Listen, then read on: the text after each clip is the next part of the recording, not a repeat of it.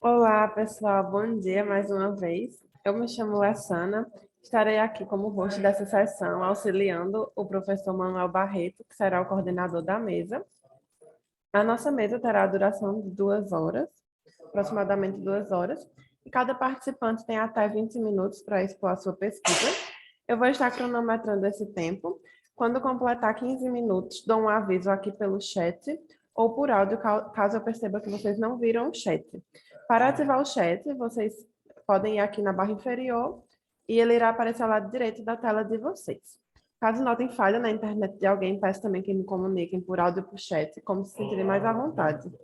Agora eu vou passar a palavra para o professor Manuel, mas desde já desejo a todo mundo uma excelente sessão de trabalhos. O professor pode ficar à vontade. Olá, olá, muito obrigado. Bom dia a todos e todas as pessoas aqui presentes, né? Sejam muito bem-vindos, sejam muito bem-vindas. Meu nome é Manuel Barreto, eu sou professor adjunto da Universidade do Estado da Bahia, né?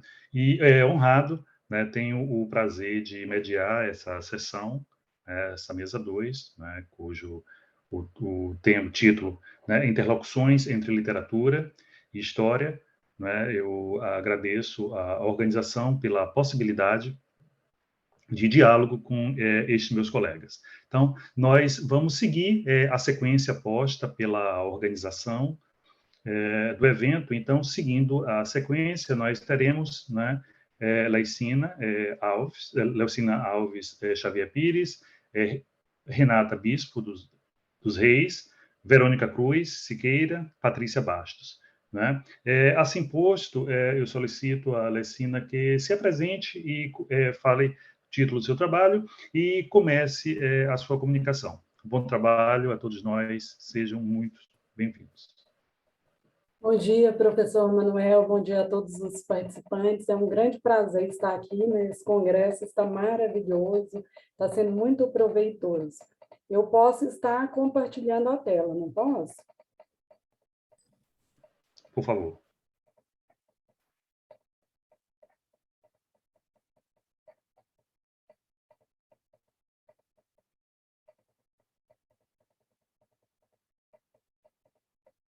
Foi certinho? Está tudo ok? Foi sim, Leicina. Tá certo. Então, Falta meu nome colocar em é... tela cheia. Oi? Só faltou colocar em tela cheia. Tá. Deixa eu ver. Foi, né? Foi. Então, meu nome é Leucina Alves Xavier Pires, eu sou doutoranda na UFG, o meu orientador é o doutor Pedro Carlos Lousada Fonseca, a minha co-orientadora é a doutora Márcia Melo Araújo, e o nosso trabalho vai falar um pouco sobre os traços misóginos das personagens femininas dos Altos Vicentinos. Então, para esse trabalho, eu tentei resumir um pouco, eu coloquei o Alto da Índia, o Alto da Mofina Mendes e a farsa da Inês Pereira. Então, a nossa pesquisa tem como objetivo analisar 3 autos de Gil Vicente. Até eu quero pedir desculpas para vocês, que no título eu coloquei 3 e aqui eu coloquei outro diferente. Mas aqui, hoje, especificamente, eu vou falar sobre o Alto da Índia, Quem Tem Farelos e a farsa da Inês Pereira. São muitos autos, eu tive que reduzir um pouco. Né? Esses autos baseados na misoginia, estudada por Bloch e por Pedro Carlos Lousada Fonseca, investigando por meio das características e diálogos dos personagens aspectos misóginos que se solidificaram na cultura medieval. Então, a história da misoginia é uma construção herdada desde a Antiguidade Clássica, que se concretizou no pensamento judaico, desenvolvido na Idade Média, e se consolidou, né, na época com os patristas e todo o seu legado medieval, visto que eles basearam-se na misoginia firmada e transmitida pela Bíblia e pelos padres da Igreja. Então, da ciência antiga, nós temos Aristóteles, que esses estudos fisiologistas de Aristóteles sobre a procriação das espécies dos animais influenciaram na formação da misoginia tradicional. Porque, para Aristóteles, a menstruação era uma incapacidade da mulher para se evoluir de uma forma mais completa. Então, a mulher é como se fosse um homem destituído de fertilidade, pois lhe falta o poder de preparação do sêmen, por causa da frieza da sua natureza. Então, para ele, a alma é proveniente do genitor e a parte física da genitora. Então, o fluido menstrual é uma espécie de sêmen em condição impura, pois falta o princípio da alma. Essa alma, né, segundo esses estudos fisiologistas de Aristóteles, quem possui seria somente o homem, o sexo masculino. Galeno seguiu mais ou menos esses estudos aristotélicos, ele era um renomado médico, ele corroborou essa teoria. E ele coloca a fêmea como um macho deformado, incompleto e impuro, devido à falta de calor do corpo feminino. Santo Isidoro de Sevilha, né, que foi um arcebispo de Sevilha, ele transfere para a língua os estudos fisiologistas de Aristóteles. Para ele, o vocábulo homem, vir, tem na sua etimologia o valor de força associada à coragem, enquanto que a palavra mulher, molior, está relacionada com a ideia de fraca, de ser mais fraca. E já na misoginia patrística, nós já temos Tertuliano, que ele também seguindo essas teorias, ele assevera que as mulheres possuem um desejo sexual nocivo. Dentre tantas outras afirmações dele, eu vou citar aqui de forma bem resumida, de acordo com o tempo. Então, as mulheres possuem um desejo sexual nocivo, o qual deve ser eliminado, a fim de minorar o estrago que faz a todos os que a rodeiam.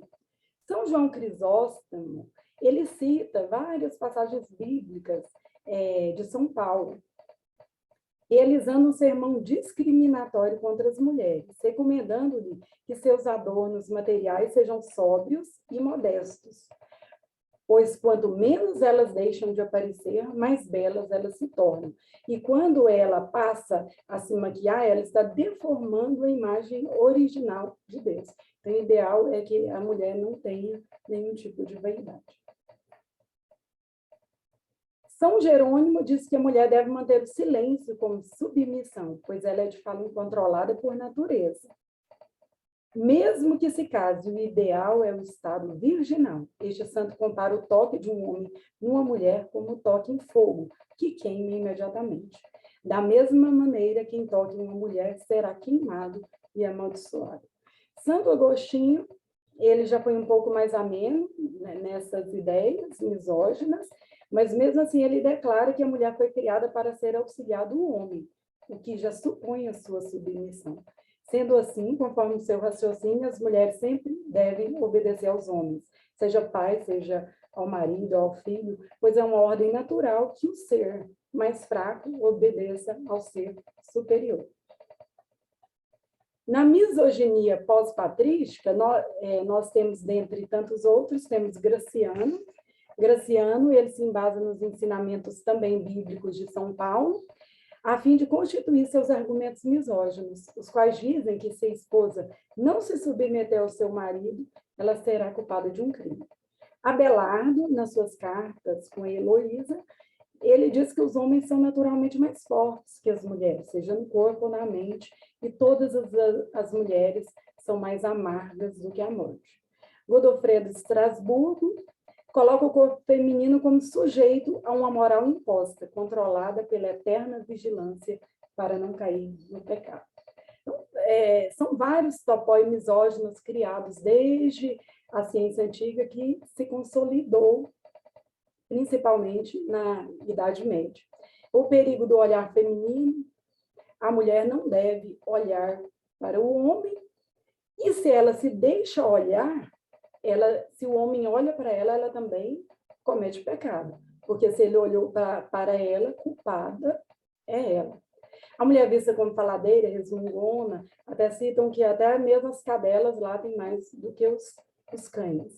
A queda de Eva se deixou seduzir e seduziu Adão.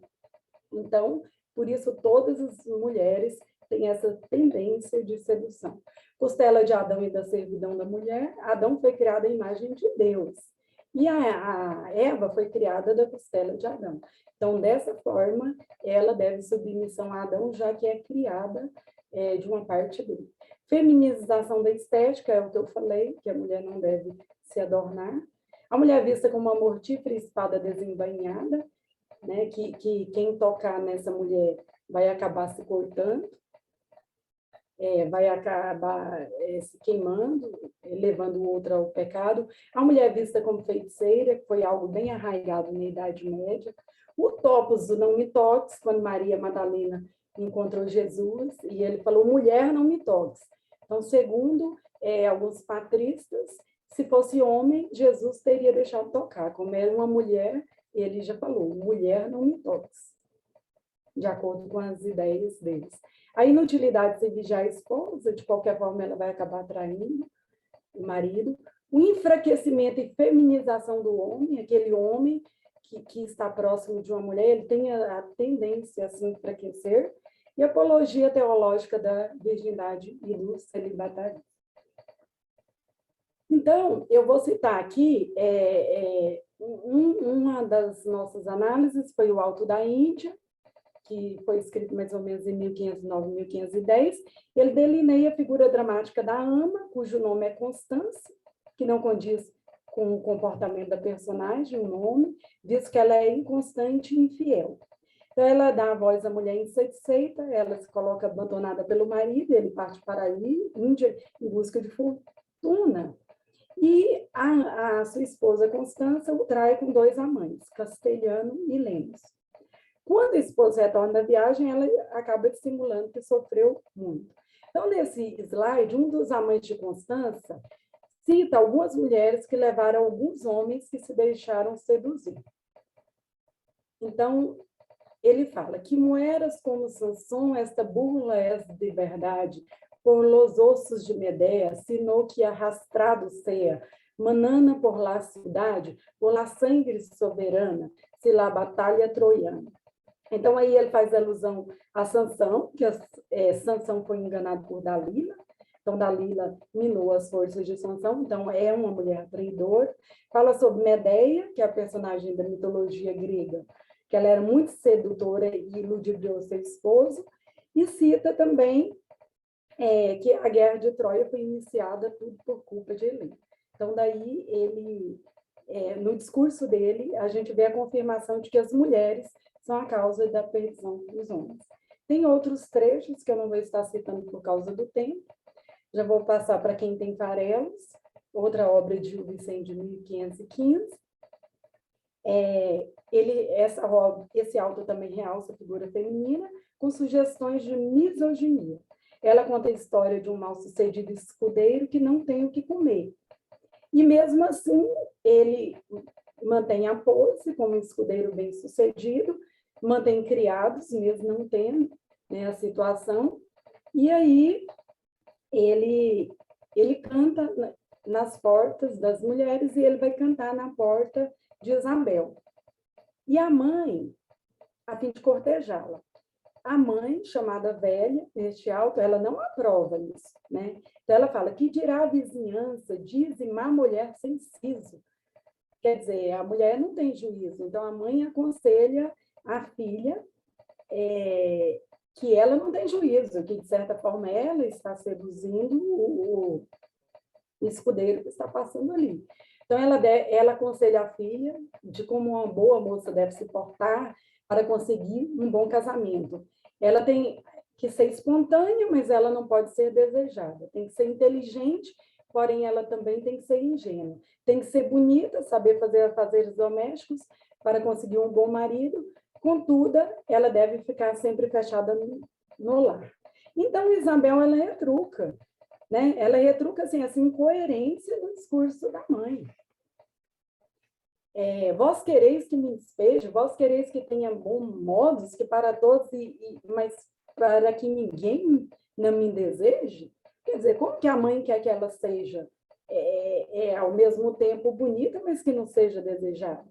Então, a mãe de Isabel acaba enfatizando a misoginia da época, em que a mulher foi criada para se casar e ser submissa ao marido. É tão interessante no alto que quando o escudeiro está cortejando Isabel, ela nem ao menos fala, não há fala dela. Ela se mantém em silêncio. Então, aqui, nós estamos diante do topos do silêncio, que a mulher deve se manter em silêncio. Pois a fala dela acaba causando confusão, caos, desordem. Bloch cita que a mulher como confusão é um topos da literatura medieval, a qual nenhuma postura inocente é possível, de acordo com alguns medievalistas. A farsa de Inês Pereira retrata a personagem que dá nome ao título, Inês Pereira. Ela vive na sua casa, realizando os afazeres domésticos, o qual ela renega, pois deseja se casar com um fidalgo que saiba cantar e seja romântico. Ela quer um homem que seja culto, que seja bonito, que seja romântico. Uma casamenteira de nome Leonor oferece o noivo Inês, Pero Marcos, um rico camponês, que ela rejeita, porque ele é muito rústico, muito ogro, não tem trejeitos. Então, Inês Pereira acaba se casando com um pobre escudeiro, chamado Brás da Mata. Ele sabia cantar, era bonito, se fez de bem-sucedido, só que, na realidade, ele era pobre. E ele utiliza de artimanhas e consegue convencer a moça de que ele se trata de um fidalgo. Após casados, ele a tranca dentro de casa, não permitindo que ela fizesse nada, a não ser costurar. Será bem que vos caleis e mais sereis avisada, que não me respondais, que ponha fogo a tudo, porque o homem sesudo traz a mulher sopeada. Então, a mulher deve ficar trancada. Ele parte para a guerra e deixa seu marido, seu criado, vigiando a moça, porque ela não podia sair de casa. Porém, o marido morre na guerra e Inês se casa com o primeiro pretendente, aquele rústico, aquele ogro, o Pero Marcos, que já lhe dá toda a liberdade do mundo. Um belo dia, bate na porta deles o ermitão, pedindo esmolas, que a Inês Pereira logo reconhece como um antigo namorado seu. E os dois marcam um encontro. Inês Pereira ludibriou seu segundo marido a levá-la a se encontrar com seu amante. Sabeis vós o que eu queria? Que quereis, minha mulher? Que houvesseis de irmos lá em Romaria. Então, ela justifica, dizendo que quer ir na Romaria e que é para Pero Marcos levar, ao que ele aceita prontamente. E aí, ele a leva, inclusive a leva nas costas, né? Ela monta nas costas dele e ele a leva nas costas. E ela vai entoando essa música, Maria, cuco me levades, e mais duas lousas, sempre foste percebido, carregades ides nós amos, sempre foste percebido, para servo, agora o demo. Então, veja que aqui ela cita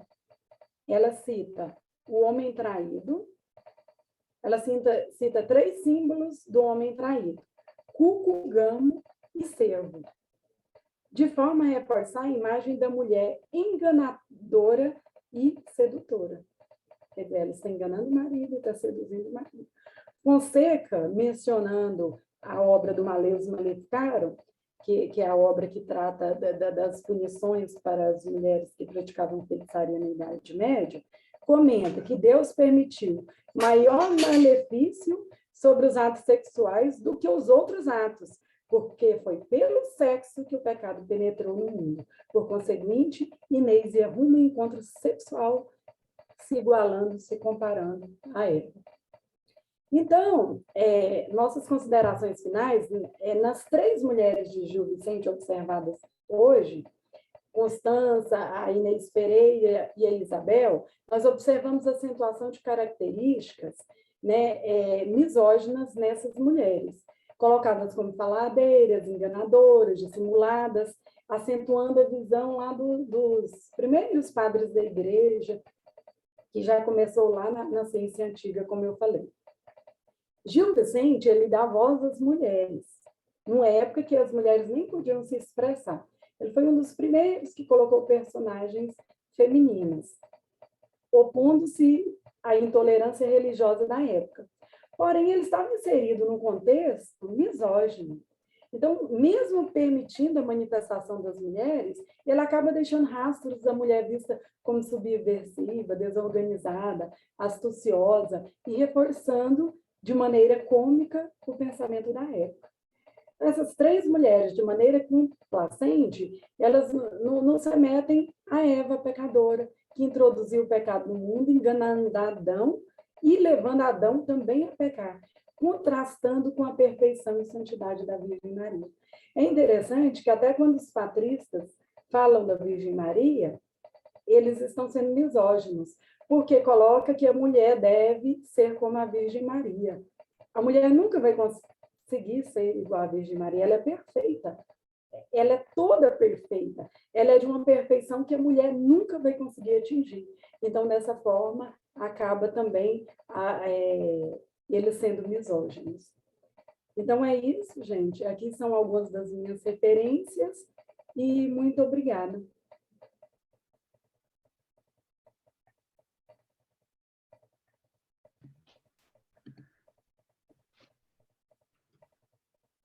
Oi, me escuta? Parabéns, Leicina, pela bela apresentação e comunicação. Deixa a gente extremamente reflexivo, né? Em lendo o seu resumo, eu já percebia que isso iria acontecer, né? Mas deixemos então as dúvidas, questionamentos, curiosidades para o bloco final, né? Então, seguindo a sequência, muito obrigado, Leicina.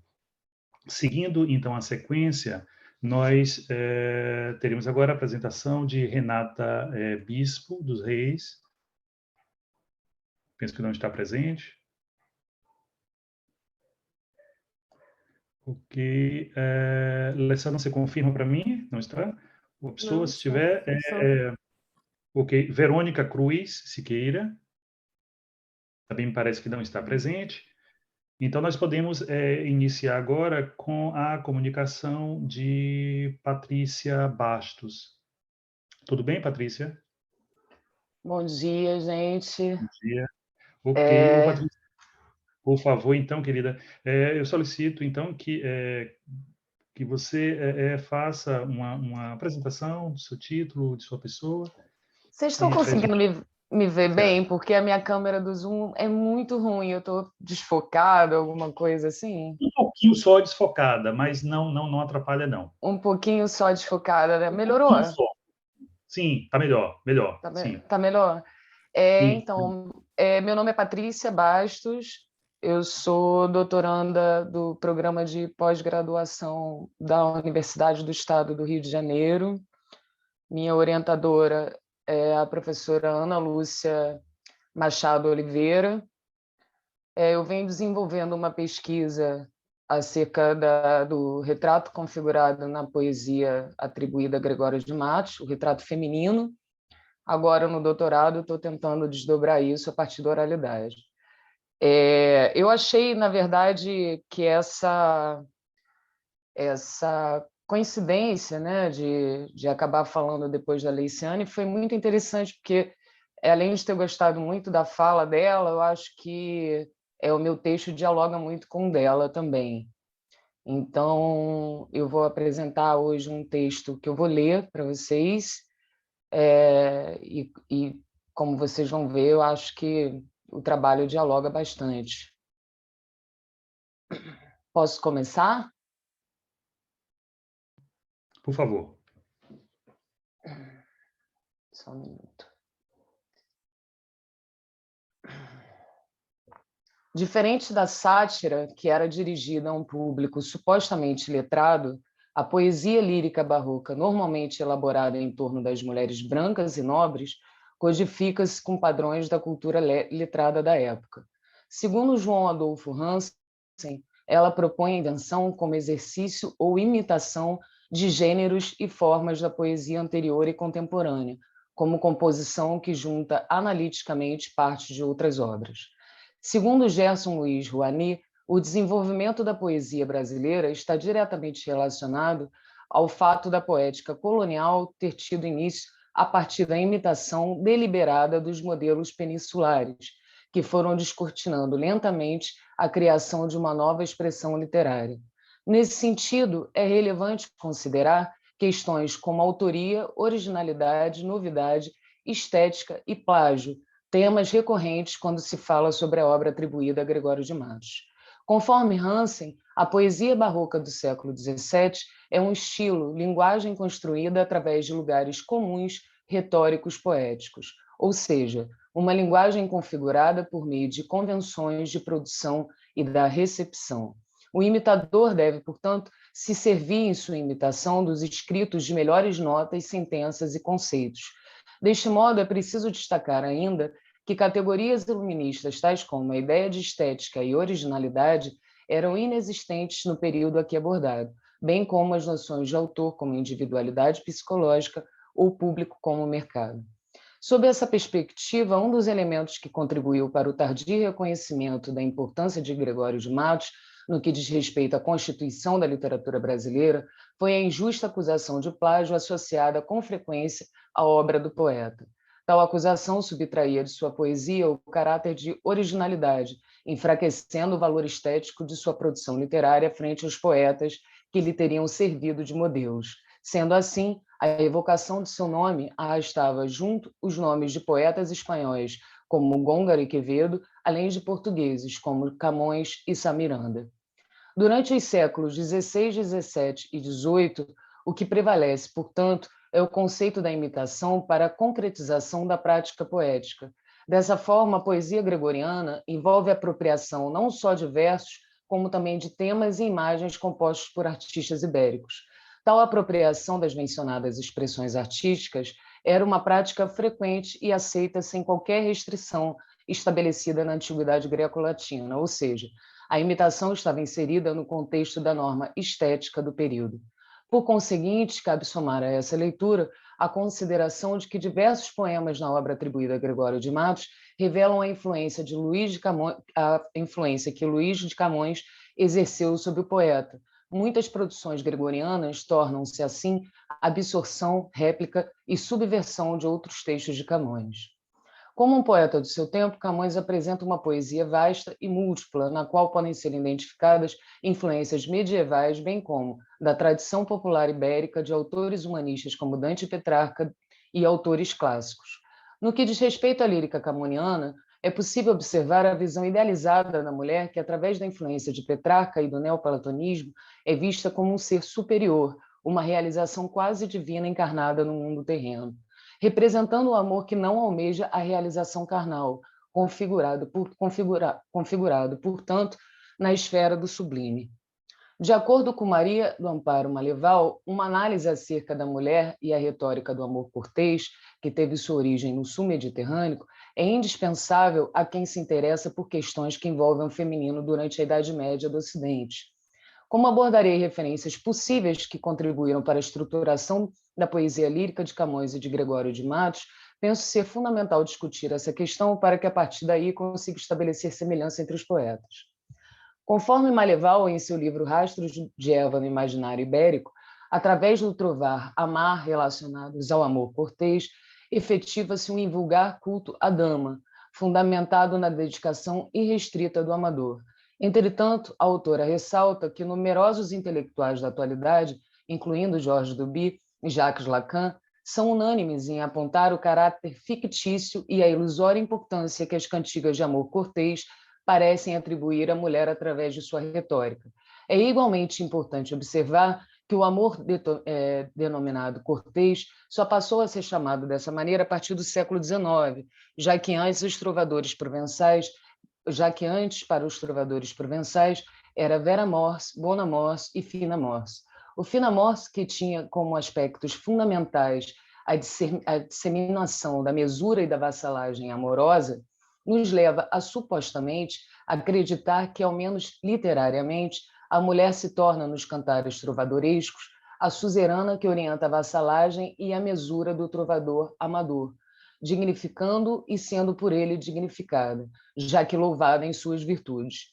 No entanto, para Georges Duby, observando o lugar da mulher no século XII, verifica-se que não houve uma particular promoção da condição feminina, mas, ao mesmo tempo, igualmente viva, uma promoção da condição masculina, de maneira que a distância permaneceu a mesma. Além disso, Maleval aponta para outro consenso entre estudiosos. O dito amor cortês estaria situado nos domínios da ficção.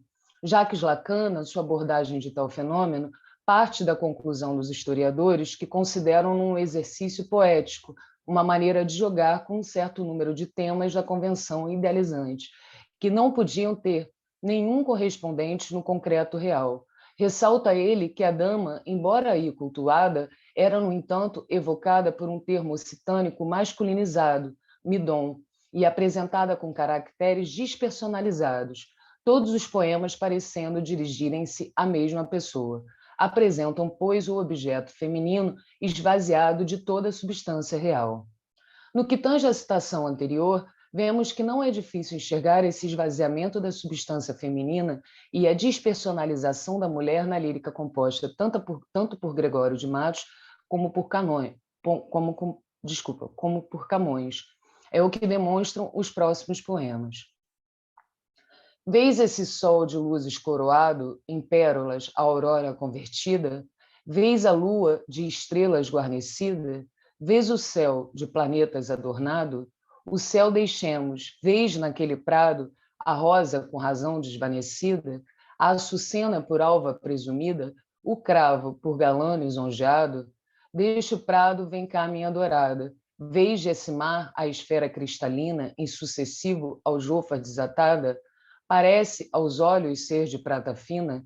Vês tudo isto bem, pois tudo é nada à vista do teu rosto, Catarina. De quantas graças tinha a natureza, fez um belo e riquíssimo tesouro, e com rubis e rosas, neve e ouro, formou sublime e angélica beleza. Pôs na boca os rubis e na pureza do belo rosto as rosas por quem mouro, no cabelo o valor do metal louro, no peito a neve em que a alma tenho acesa. Mas nos olhos mostrou quanto podia e fez dele um sol onde se apura a luz mais clara que a do claro dia. Enfim, senhora, em vossa compostura, ela a apurar chegou quanto sabia de ouro, rosas, rubis, neve e luz pura.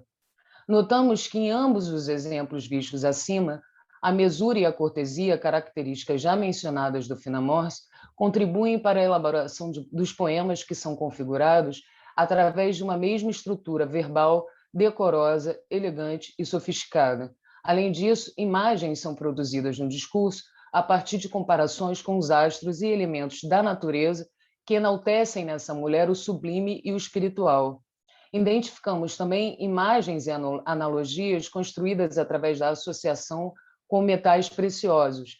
Parece aos olhos ser de prata fina e pôs na boca os rubis. No que diz respeito a esse processo de solidificação do retrato, João Adolfo Hansen esclarece que a alegoria da beleza, a pedraria maneirista, é extremamente convencional, a lembrar mil e outras composições líricas do período que lançam mão de metáforas petrificadas dispostas simetricamente. Vemos, portanto, que o mesmo modelo se repete nas duas composições analisadas. Entretanto, devemos observar um fator determinante. O primeiro soneto é atribuído a Gregório de Matos e o segundo a Camões. Portanto, personagens distintas, mas que representam um mesmo ideal feminino, que consiste em total apagamento da mulher real e suas especificidades. As considerações feitas nos levam imediatamente a uma outra associação crucial para essa abordagem, a importância da Virgem Maria na solidificação desse retrato da mulher pura, casta e virtuosa, um espelho que veremos mais adiante na Laura de Petrarca. Sobre o assunto, Simone de Beauvoir reitera que, diante de Eva pecadora, a Igreja foi conduzida a exaltar a mãe de Cristo. De acordo com a autora, seu culto tornou-se tão importante que se pôde dizer que, durante o século XIII, Deus se fizera mulher, o que ocasionou a criação de uma mística em torno da mulher na esfera religiosa. Na esteira desse pensamento, Jean Delumeau esclarece que, se a Idade Média enalteceu cada vez mais a figura de Maria, por outro lado, inventou o amor cortês, que reabilitou a atração física e colocou a mulher sobre um pedestal a ponto de fazer dela a suzerana do homem apaixonado e o modelo de perfeição. No entanto, é necessário observar que essa suposta promoção da imagem da mulher se perde na medida em que a exaltação à Virgem apresenta como contrapartida a desvalorização da sexualidade feminina. Já o dito amor cortês não conseguiu mudar as estruturas sociais estabelecidas sequer na Occitânia, sua terra de origem. A partir dessa imagem da mulher e da passagem do amor cortês ao amor platônico, outras associações se tornam possíveis, como é o caso da influência de Francesco Petrarca na lírica amorosa de Camões e, posteriormente, na poesia atribuída a Gregório de Matos. Conforme Regina Chaves e Elizabeth Sibin, Petrarca deu forma métrica e imortalizou o sofrimento pelo amor indefinível através dos convulsionados sentimentos que extraía do social e político, modificando a ordem do mundo em relação à lírica e à língua latina.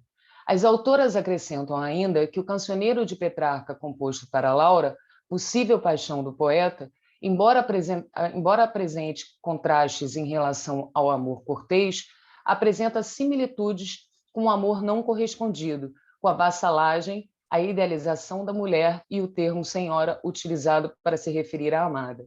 Vale lembrar que Laura era uma mulher casada, mais especificamente com Rubens de Sade, de acordo com as autoras, ancestral do Marquês de Sade. Uma mulher virtuosa, comprometida com o matrimônio e que se negou a um relacionamento amoroso com Petrarca. Cabe, portanto, não esquecer que a mulher necessariamente casada era justamente o alvo do amor trovadoresco, o que, considerando o grave crime que representava o adultério, fazia muito sentido.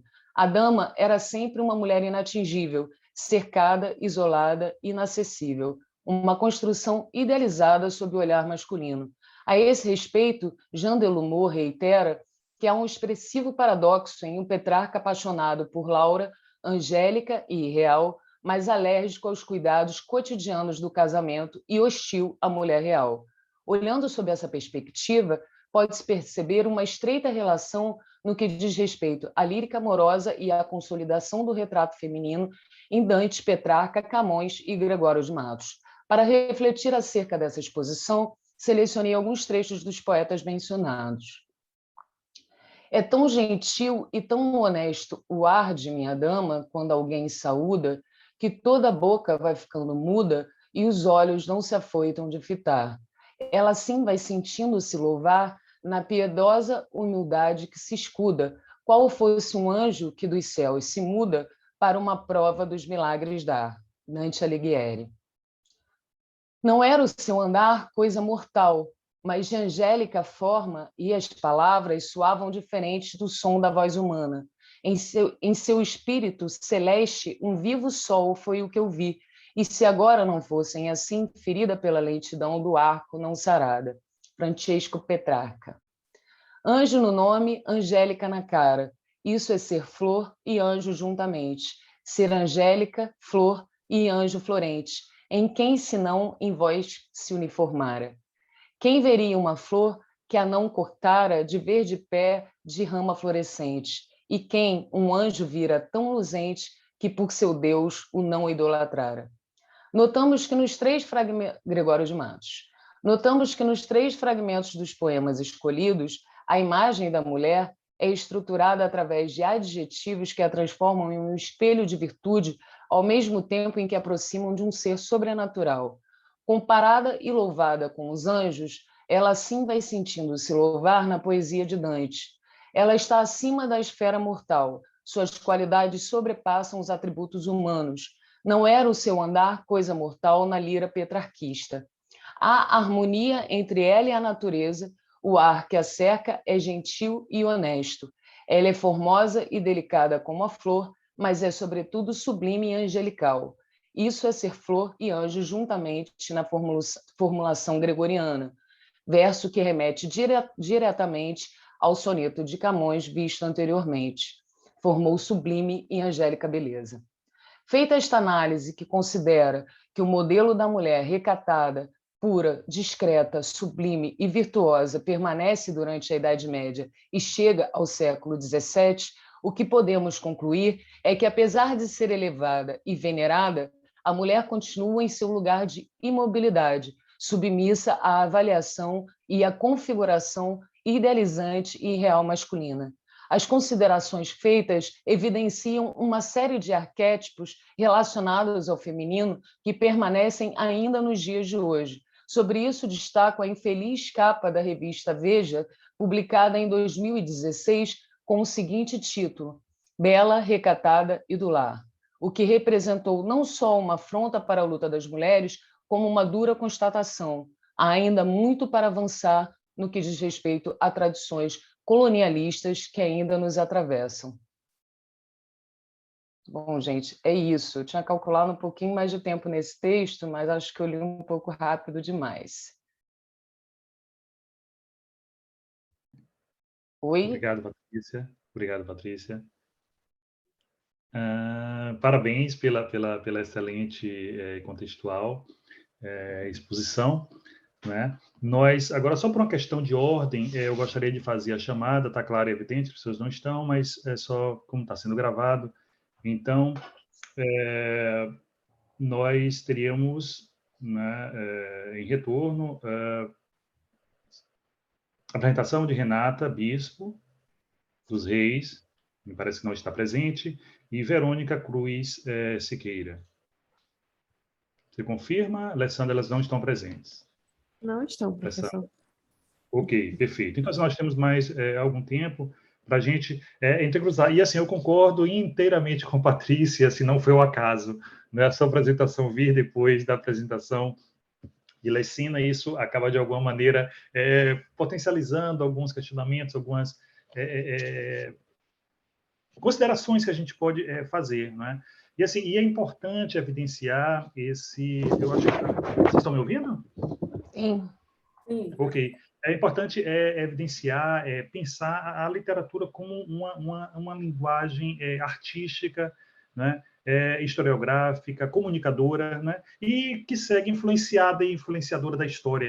Eu não tenho dúvida disso. Tal qual vocês, né? O meu percurso, assim, eu trabalhei, né? Considerando esse período, Patrícia trabalhando mais com a questão do período colonial, não é? Mas, assim, eu trabalhei com o século XVIII, que é o primo pobre do período colonial brasileiro, não é? Então, assim, foi desgastante, foi intenso, teve muitas questões que eu tive que ponderar, que fazer, né? Trabalhando com objeto, eu trabalhei com a Academia Brasílica dos Esquecidos e com Sebastião da Rocha Pita no doutorado, né? Então, a academia e o poeta que viveu na Bahia, mas eu tive que me deslocar ao Rio de Janeiro, Biblioteca Nacional, para fazer a minha pesquisa, porque, infelizmente, né, na Bahia nós não temos esse material. Então, assim, a potência, o que chama a atenção das duas apresentações é justamente assim, a potência de leituras contextuais que vocês trazem.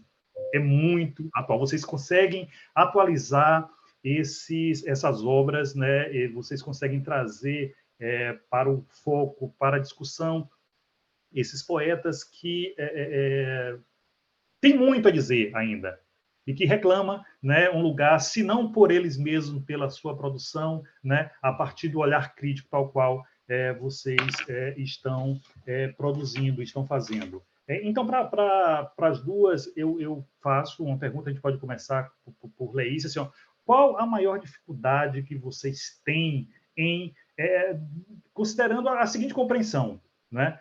Um texto, Leícias, final da Idade Média, Patrícia trabalhando com um período colonial, né? Qual a maior dificuldade que vocês têm com a pesquisa de vocês? Leícia, eu gostaria de saber sobre essa perspectiva o tratamento do literário a considerar esse discurso que é comprometido com essas estratégias, né? Misóginas, e também trago para a Patrícia essa questão. Como é que vocês se portam, considerando que, se a gente pensa que os poetas, né, que os artistas, que os escritores produzem com o que o seu tempo lhe permite, com o que o seu tempo lhe dá, né?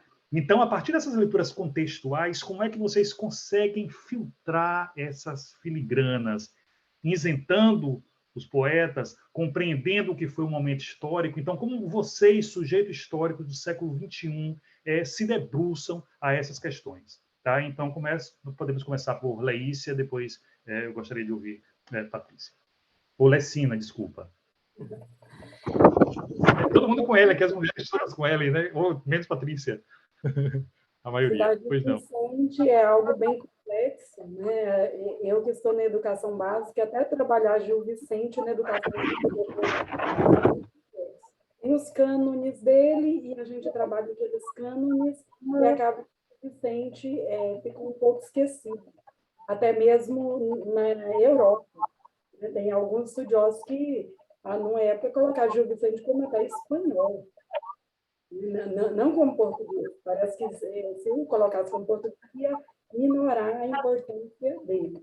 Então, assim, é algo bem complexo. Gil Vicente ele surge numa época bem conturbada, né? Que é essa época aí do período que está iniciando ali o Renascimento. Foi uma época bem difícil, e ele foi um artista de corte, né? Ele trabalhou para a corte, apesar das ideias dele avançadas para a época, e sem dúvida nenhuma, mas ele estava ali trabalhando a serviço da corte, ganhando pela corte.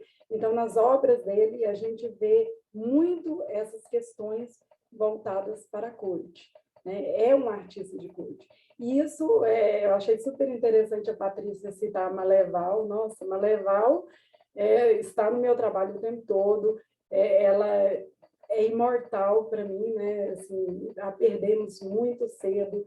E ela, nessa minha pesquisa, eu devo muito a ela, porque ela me auxiliou muito, assim, em dando orientações. Olha, Leicina, lê isso, lê aquilo, vai te ajudar. Então, assim, ela fala muito sobre essa questão do Gil Vicente, artista de corte, né? E a gente não pode esquecer isso. E ele, apesar de que alguns estudiosos veem o Gil Vicente como até, né, entre aspas, que não existe esse termo, né? Vou usar uma anacronia aqui, como feminista. E eu estou indo meio que pelo um viés contrário.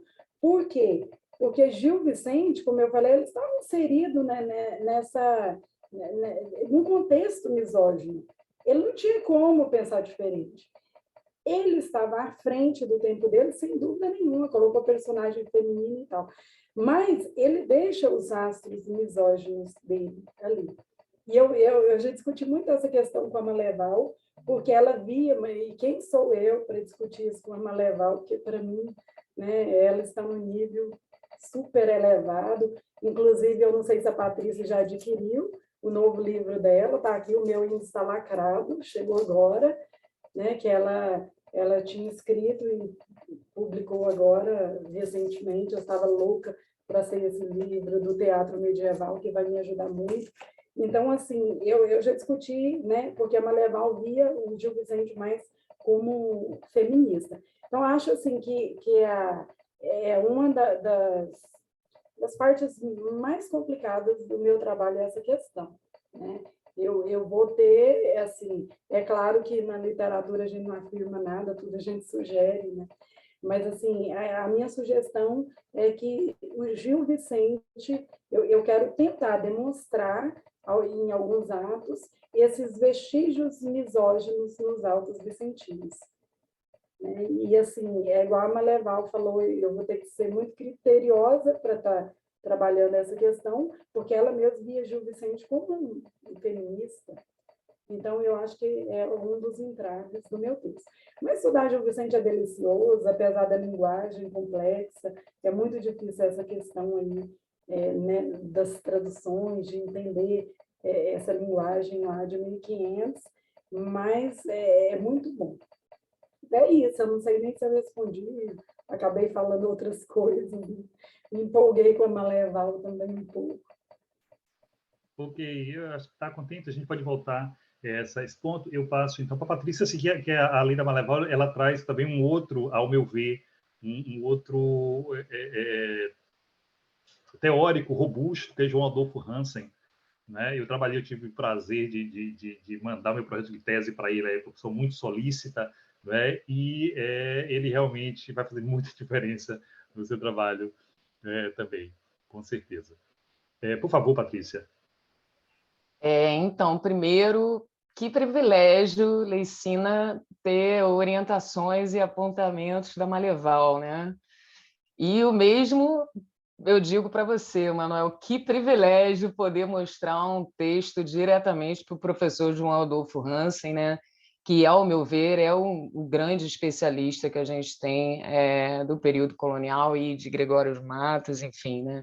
Acho que essa pesquisa ela realmente existiu muito por conta da sátira e do engenho, né? Primeiramente, e eu trabalho também com Códice Ascenzio Cunha, né? Então acho que a gente deve muito ao professor João Adolfo Hansen sobre o que a gente tem de estudo das letras coloniais, né?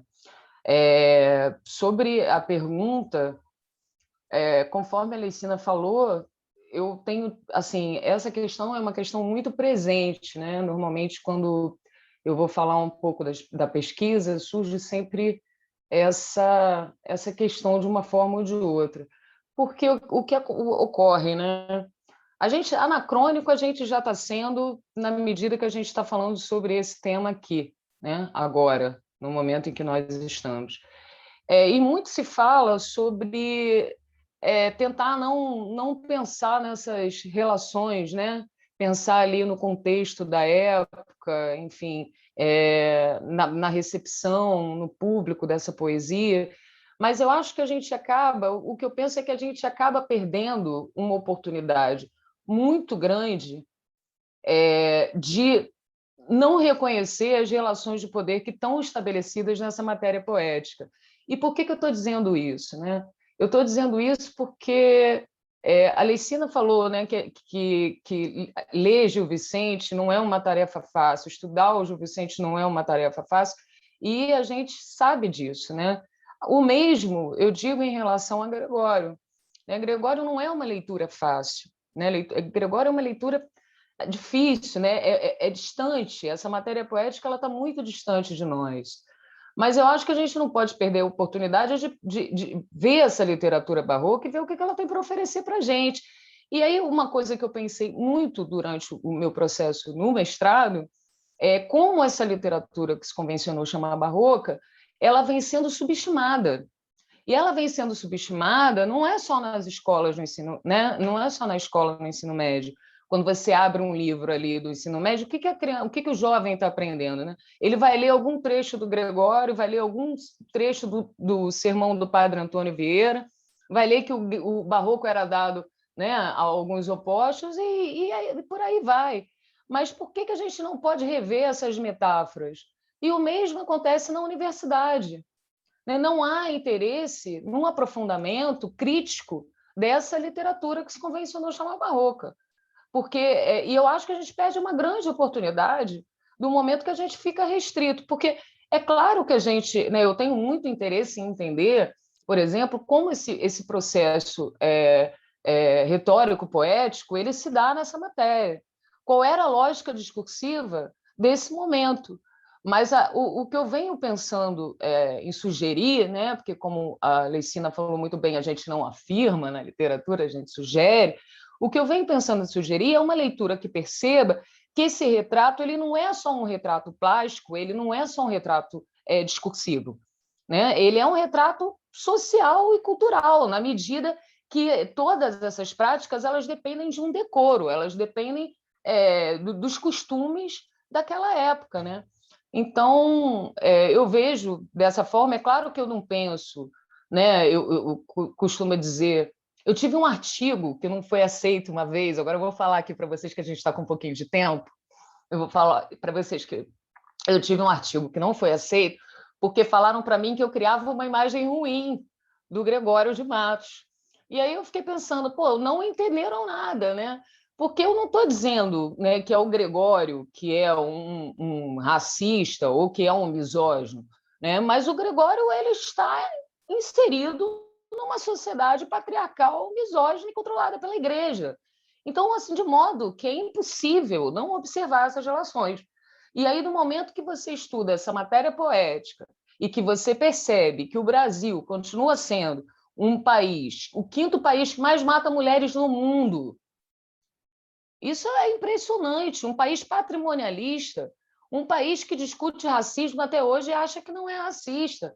Então, acho que mais do que nunca, aliás, né, a gente está precisando rever tradições colonialistas que continuam atravessando.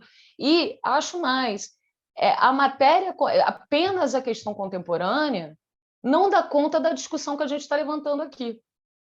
Né? Você estudou o século XVIII, você sabe disso, a Leicina, né, sabe disso, porque estuda Gil Vicente. Então, acho que a gente tem que afirmar essa pesquisa no sentido de não só de pensar em manter uma memória, né, mas no sentido de, a partir dessas questões, discutir outras questões que continuam muito presentes, né, no Brasil.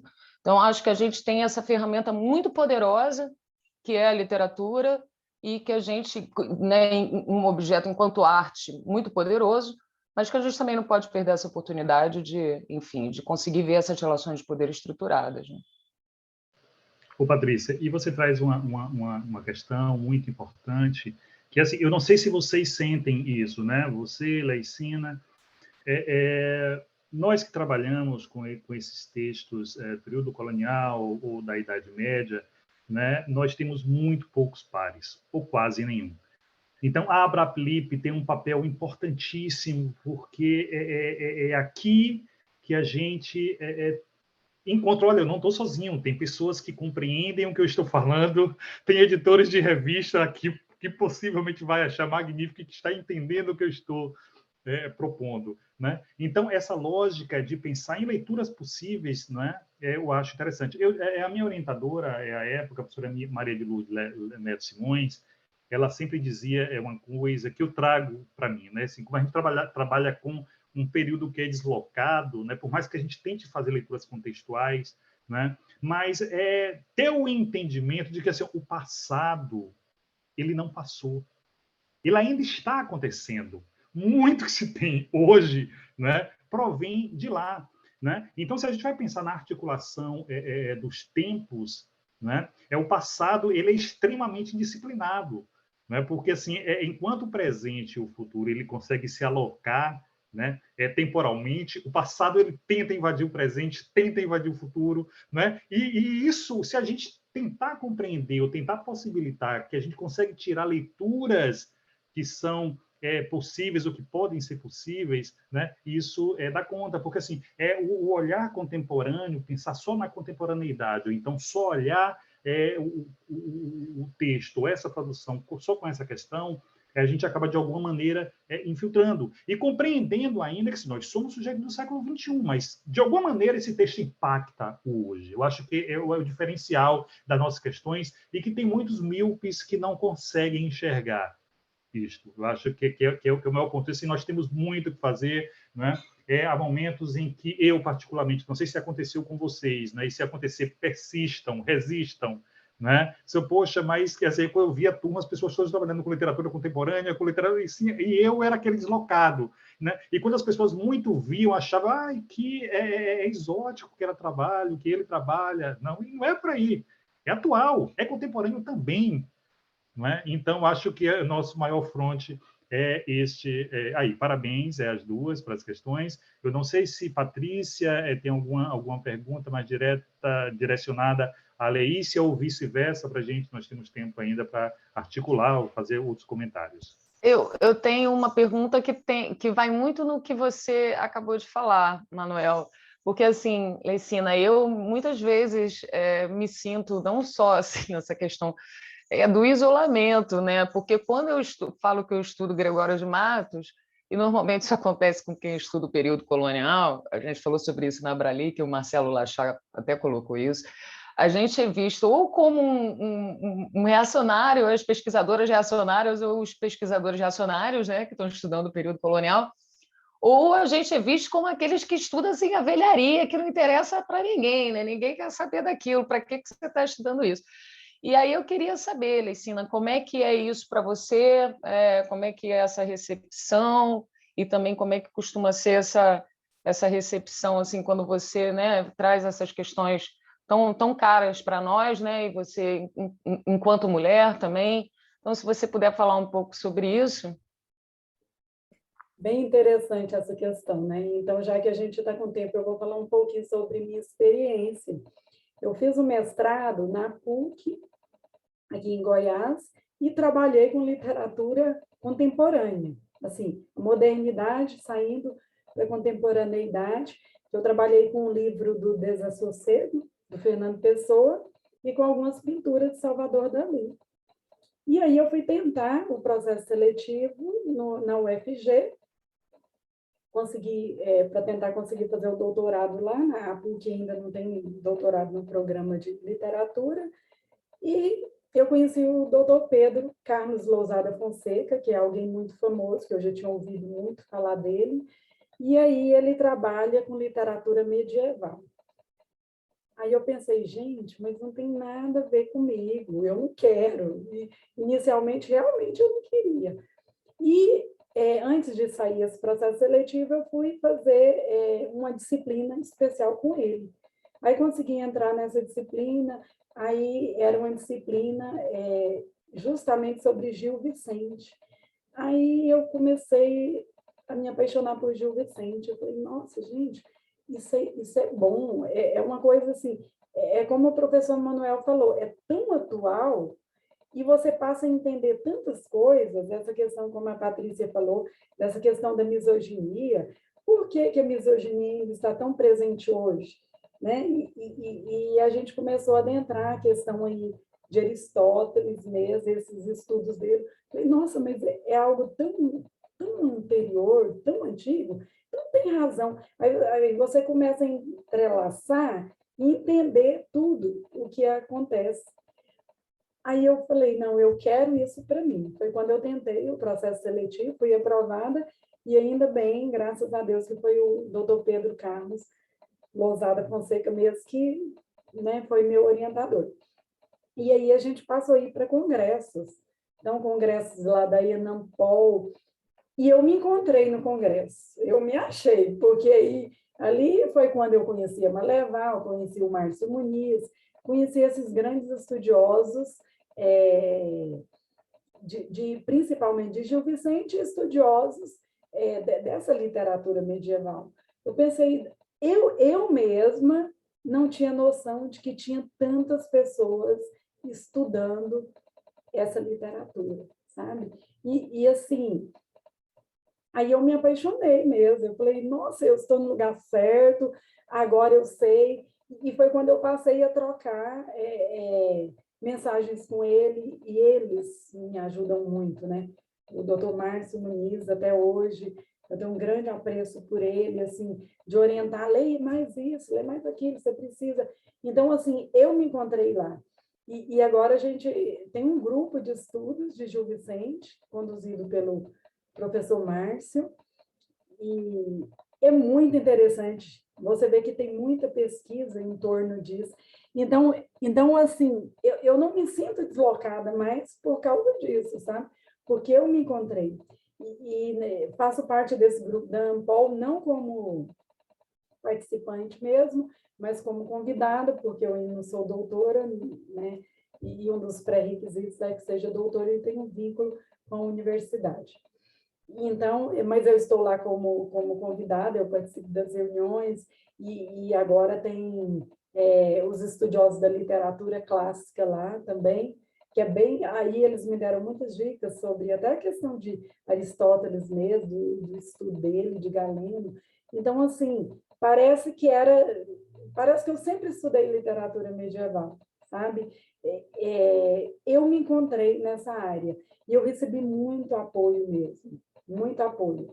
Mas quando você olha igual, já está perto da minha qualificação, e sentando junto com o meu orientador e a minha co-orientadora, a gente foi pesquisar dentro da UFG alguém, um membro interno, para poder fazer parte da minha banca e que conhecesse do assunto. Não tem. Então, assim, uma dificuldade enorme. Não tem. Né? O estudioso lá é o doutor Pedro, e ele já aposentou e continuou lá como voluntário, mas não tem. Então, assim, aí você olha o quanto essa área é escassa, né? O quanto está precisando de mais estudiosos. Então, a gente acaba ficando um pouco deslocado por causa dessa situação mesmo. Mas eu, particularmente, estou adorando, sabe? Aí eu penso, eu já devia estar estudando isso lá desde o mestrado. Mas tudo acontece na época certa. Eu fiz um um caminho inverso, né? Mas eu acho que também a literatura contemporânea, até nisso, tem contribuído muito para os meus estudos agora, da literatura medieval. É isso.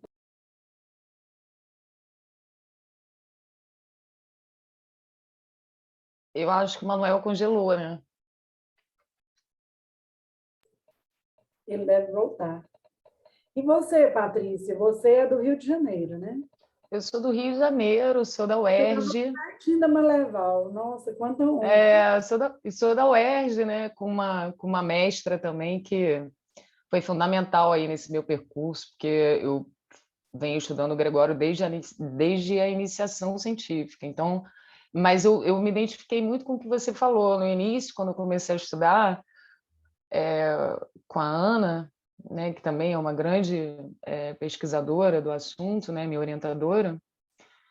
Eu ficava assim muito deslocada, sabe, do que eu estava estudando. Eu achava aquela matéria tão distante. Eu nunca pensei assim que eu fosse querer virar uma especialista, mas eu me identifiquei muito nessa medida que você falou, né, de ir percebendo tantos traços atuais, era tão atual aquilo que eu fui realmente cada vez me interessando mais, né?